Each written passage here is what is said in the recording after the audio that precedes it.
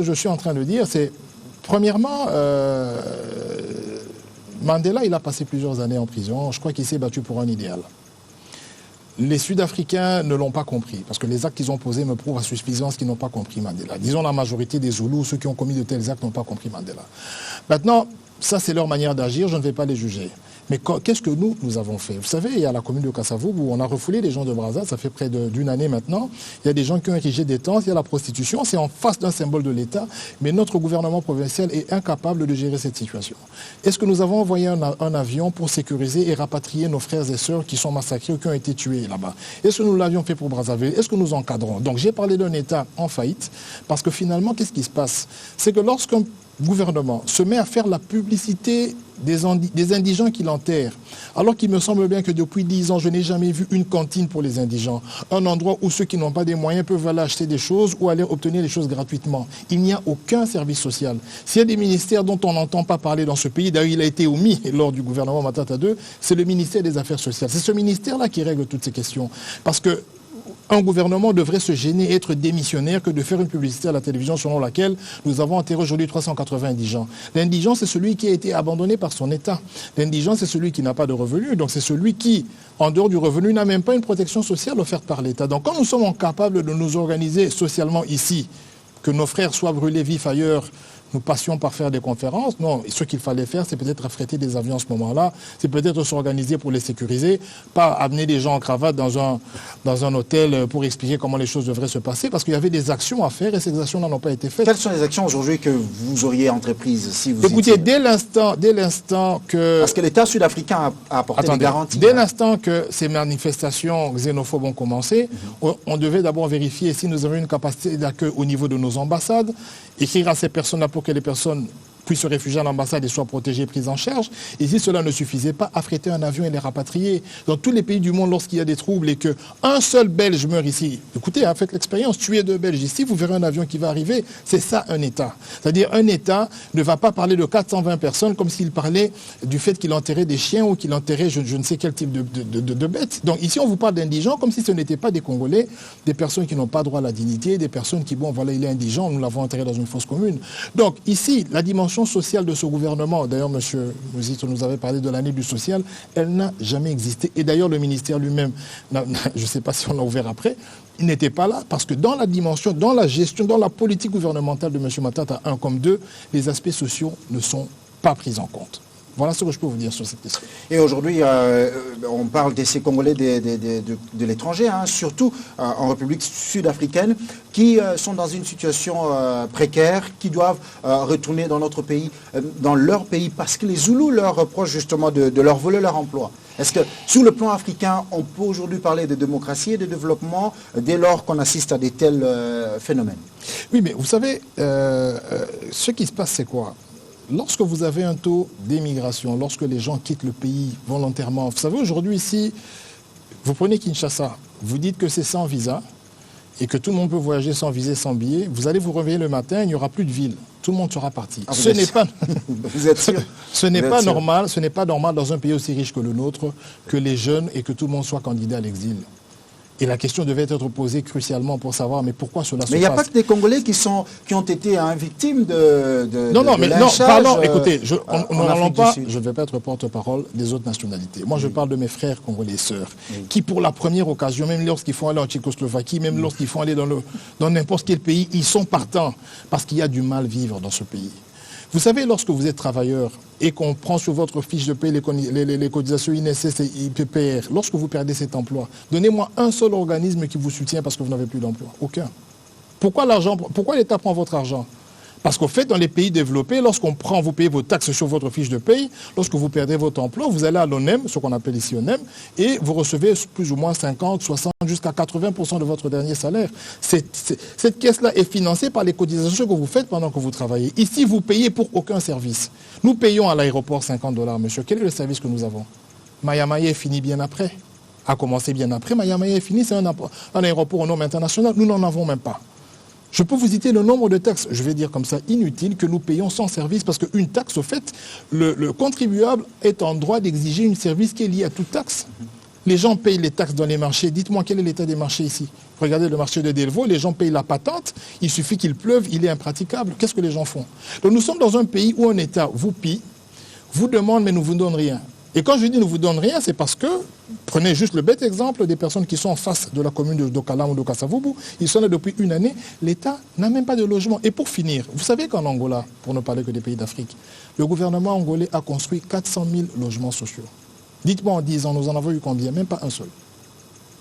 Ce n'est pas normal, nous sommes tous des pays africains. Donc si nous sommes incapables de faire des logements sociaux, c'est-à-dire de loger ne serait-ce que nos fonctionnaires, un fonctionnaire aujourd'hui ne veut pas acheter une maison, est-ce que c'est normal? Que vous travaillez pour l'État pendant 10, 15, 20 ans, vous êtes fonctionnaire de l'État, vous êtes incapable d'obtenir un crédit bancaire pour acheter une maison. Ce n'est pas normal. Donc voilà le type d'État ou voilà le type de gouvernement qui nous dirige. Et nous, nous disons, ils ont fait ce qu'ils ont pu faire. Nous avons une autre vision, une autre manière de faire les choses et nous devons changer tout ça. Donc pour ce qui concerne nos camarades, c'est-à-dire nos frères et sœurs qui meurent et qui sont humiliés, il n'y a pas qu'en Afrique du Sud, vous savez. Nous sommes humiliés en Tunisie, un peu partout, dans beaucoup de pays du monde. C'est parce qu'au fait, même le passeport congolais n'a plus de valeur. Nous allons demander l'asile partout, des fois avec des histoires vraies, des fois avec des fausses histoires. Question de rester dans ce pays-là, parce que chez nous, on considère que c'est l'enfer. Nous devons améliorer les conditions de vie, encadrer les jeunes, créer de l'emploi, vendre un pays où les droits de l'homme sont respectés pour que de gros investisseurs arrivent et que finalement, tous ceux qui finissent ici soient fiers de rester au Congo et de travailler, comme c'est le cas en Angolais un peu partout. Et sur le plan diplomatique, alors sur le plan diplomatique, le vice-ministre des Congolais de l'étranger a reçu l'ambassadeur sud-africain. La République sud-africaine, elle a apporté des garanties. Alors quelle devrait être la démarche en fait sur le plan diplomatique? Parce qu'on parle de ces exactions qui continuent quand même en Afrique du Sud, et l'Afrique du Sud qui se sent, on pourrait dire même qu'elle est dépassée par cette situation. Elle a envoyé l'armée dans la rue, mais on dit que tous les Africains qui sont là, ils vivent encore et ils ont la peur au ventre. Mais il faut des mesures conservatoires. Tous les pays africains devraient s'organiser aujourd'hui afin de pouvoir menacer sérieusement la République sud-africaine, boycotter les produits sud-africains. On a eu un mouvement qui a failli commencer comme ça dans certains pays africains, dont la RDC aussi, ici à Kinshasa. Le Nigeria aussi. Mais écoutez, vous savez, on doit prendre des mesures conservatoires. Parce que la grosse question, c'est laquelle? Est-ce que aujourd'hui, si on demande à tous nos frères de revenir ici, parce que moi je vous ai parlé d'un avion pour rapatrier, peut-être que ceux qui monteront dans cet avion-là sont ceux qui sont légaux, c'est-à-dire qui ont un visa pour séjourner en Afrique du Sud et qui pourront repartir dès que la situation sera calmée. Mais peut-être que 80% d'entre eux n'ont pas de papier et préfèrent mourir que de revenir au Congo. Et c'est ça le problème. C'est-à-dire que nous sommes là, un gouvernement, ça prévoit. Okay? Nous avons une population qui est tout à fait jeune. Quand je dis tout à fait jeune, c'est-à-dire que la tranche de 25 à 35 ans, c'est une jeune qui est majoritaire dans ce pays. Et c'est une jeunesse qui est désœuvrée. Des personnes qui sont sans avenir, qui sont à la maison en train de faire les dames, qui sont chez les parents, ainsi de suite, jouer aux dames, devenir des changeurs, vendre des cartes, ainsi de suite. Aussi longtemps que des solutions ne seront pas trouvées, soit pour réorienter, encadrer, intégrer dans le domaine socio-professionnel toutes ces personnes-là, nous ferons toujours face... Parce que je comprends un peu les Sud-Africains. Je ne comprends pas leur violence, mais je vois la logique qui est derrière. Vous savez que la plupart des médecins en Afrique du Sud, les bons médecins sont des Congolais. Eux, ils n'ont pas eu le droit à l'instruction. Ils n'ont pas pu étudier. Ils ont fait 10, 15, 20 ans d'apartheid. Ils n'ont pas été à l'école. C'est vrai qu'il y a un sentiment de frustration qui peut arriver lorsque des personnes qui n'ont pas souffert avec eux viennent et prennent des emplois pour lesquels ils ne sont pas qualifiés certainement, que eux voudraient bien avoir et que ces personnes-là vivent bien et que eux continuent dans la misère. C'est vrai que c'est un sentiment de frustration qui a été mal géré par les autorités et qui a plutôt utilisé ce sentiment-là pour pousser les étrangers dehors. Mais d'autre part, nous qui allons dans ces pays-là, nous avons l'hôpital du Cinquantenaire qui est géré par des Indiens. Je ne vois pas pourquoi les Indiens vont gérer un hôpital qui est financé entre guillemets par les deniers publics alors qu'il y a des Congolais qui sont en Sud-Afrique et qui sont en train de prester comme médecins et qui ne peuvent pas prester dans notre pays. Comment voulez-vous qu'un hôpital qui fait partie des grosses œuvres des 5 chantiers puisse être géré par des étrangers? C'est tout à fait inadmissible. Donc, ce que moi je suis en train de vous dire, c'est que derrière tout cela, mesures conservatoires, protection, ainsi de suite, mais il ne reste que 2 ans pour cette majorité, que des mesures soient prises pour que les gens retrouvent la fierté d'attirer ceux qui sont dans la diaspora, en Belgique, en France et tout ça. Pourquoi ils ne reviennent pas facilement? Ceux qui vont dans la politique reviennent facilement parce qu'ils trouvent des débouchés pour aller dans les entreprises publiques. Mais les techniciens, les technocrates, pourquoi ils ne reviennent pas? Parce que les conditions ne sont pas réunies. Parce que finalement, il n'y a même pas d'opportunité d'emploi. On doit apprendre à les créer avec des vrais projets. Et quand je parlais de planification stratégique, je faisais allusion à ça, en fait. Et une dernière question sur ces dossiers sud-africains. Est-ce qu'il n'y a finalement pas de laisser aller de la part du gouvernement sud-africain? J'aimerais bien porter ce type d'accusation. Et je vous ai expliqué qu'elles peuvent être sous-tendues par un sentiment de frustration. Vous savez, lorsque vous allez par exemple en Belgique, vous verrez qu'il y a les Flamands, il y a les Wallons, il y a même du racisme entre les Blancs eux-mêmes, c'est-à-dire que des Flamands qui refusent, ils veulent que le pays soit partagé parce qu'ils estiment que leur niveau de vie est tellement élevé qu'ils sont en train de payer pour leurs frères Wallons. Donc lorsque derrière des revendications, il y a des problèmes socio-économiques. La frustration peut être instrumentalisée par des acteurs politiques, dont notamment en Afrique du Sud. C'est pour un électorat. Voilà, voilà, donc c'est vraiment un électorat. Et lorsqu'on lance certaines invectives, les gens se ruent, mais il y a des gens qui tirent des ficelles. Mais ça, c'est un problème sud-africain. Maintenant, quel est notre problème à nous? Notre problème à nous, est-ce que nous sommes en mesure, par exemple aujourd'hui, même si nous arrêtions la coopération avec l'Afrique du Sud, de réintégrer toutes les personnes pour qu'elles viennent travailler dans leur pays, au service de leur pays? Notre pays est plus grand que l'Afrique du Sud. On peut avoir besoin de médecins à Mbandaka, besoin de médecins dans le Kassai et tout ça. Est-ce que nous sommes capables de construire des infrastructures, ne serait-ce que de l'État, capables de donner du travail à tous ces médecins qui travaillent ailleurs et les payer dignement? Parce qu'une des choses, c'est faire un hôpital et l'autre, c'est de payer dignement un médecin pour qu'il puisse prester. Nous sommes incapables, donc nous sommes un État en faillite. Il faut que nous repensions finalement notre manière de voir les choses, notre manière de gérer, nos prévisions, pour que nous soyons un État, redevenions un État fier, comme nous l'étions dans les années 70 jusqu'à 75. Mais il y en a qui reprochent quand même, qui rappellent au MLC qu'elle a contrôlé certaines parties du pays à un certain moment, à la faveur de certaines rébellions, et que dans ces parties-là, où le MLC était régné, les choses n'ont pas été aussi belles qu'elle espère les proposer au peuple congolais. Le MLC a dirigé. Aujourd'hui, tout à l'heure, vous parliez de la Poste. C'est encore un fraîchement sorti du MLC qui se trouve à la tête du ministère des PT Antiques. Vous avez parlé de la Poste. Est-ce que vous pensez que demain, vous pourrez faire mieux et que justement les mêmes contraintes qui s'appliquent aujourd'hui à ce gouvernement ne vont pas s'appliquer à vous et que vous serez obligés de danser le tango avec la communauté internationale, les partenaires, avant de pouvoir réaliser ces rêves et que ça prendra encore du temps? Il y a deux volets dans votre question. Vous me parlez de la partie que nous contrôlions, mais c'était dans un contexte tout à fait de belligérance. Donc c'est un contexte tout à fait atypique et on n'avait pas la possibilité d'avoir une politique nationale. Okay, pour ce que nous contrôlions, rappelez-vous que même les examens d'État, c'était des examens d'État qui étaient faits pour toute la République et nous avions une collaboration avec l'État pour la survie de l'État en tant que tel. Nous n'avions jamais mission de faire une partition du pays. Nous avions juste un contrôle administratif, mais l'État continue à gérer, c'est-à-dire le pouvoir central. Bon, ça c'est une parenthèse. Maintenant, en ce qui concerne... Vous aviez parlé de la Poste. Oui, en ce qui concerne la Poste. Oui, et je ne me fatiguerai pas de jeter ces idées sur les plateaux pour que M. Thomas Louaka, son excellence le vice-premier ministre, s'en saisisse. Mais qu'est-ce que je suis en train de dire? Ce n'est pas simplement la compétence ou la décision du vice-premier ministre. Il y a le ministère du Plan qui doit entrer pour trouver des partenaires. Vous savez, la Poste en France, c'est un budget de 22 milliards.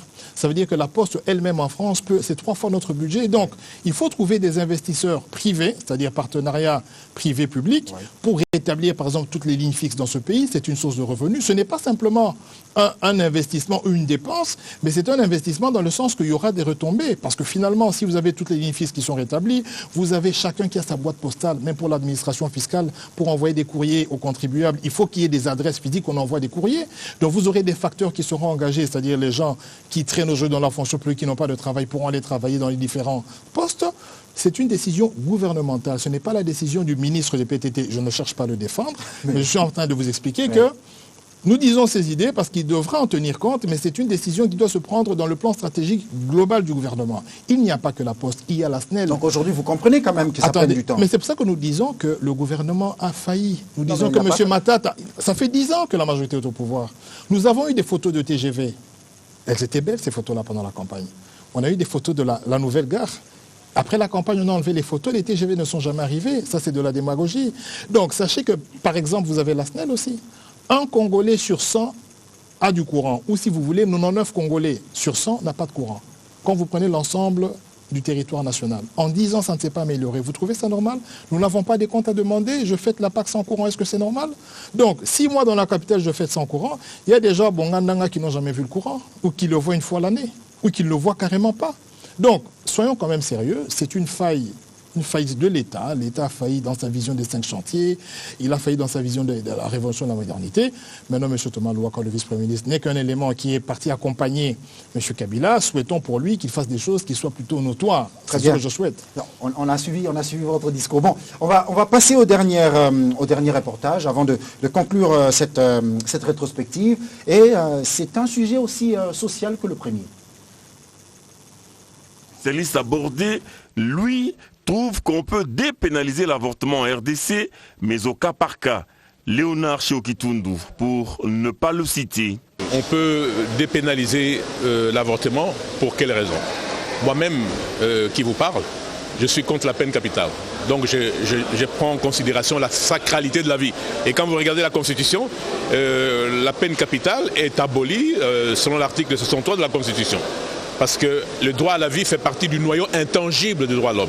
Donc on ne peut pas attenter à la vie humaine. Mais il y a certaines conditions. C'est-à-dire que cette interdiction n'est pas absolue. Quand vous êtes en légitime défense, quand une personne veut vous tuer et que vous ne pouvez vous sauver qu'en tuant l'autre, si la légitime défense est reconnue, c'est terminé. Vous allez porter atteinte à la vie de quelqu'un. Ça montre que cette protection de la vie n'est pas absolue. Il y a certaines situations bien déterminées dans la loi. Le cas de l'avortement. Ici, il faut être réaliste. Si on interdit de manière absolue l'avortement, on va vivre des situations catastrophiques. C'est-à-dire qu'on va obliger certaines personnes qui ne veulent pas garder l'enfant à avorter clandestinement, avec tous les risques que cela comporte.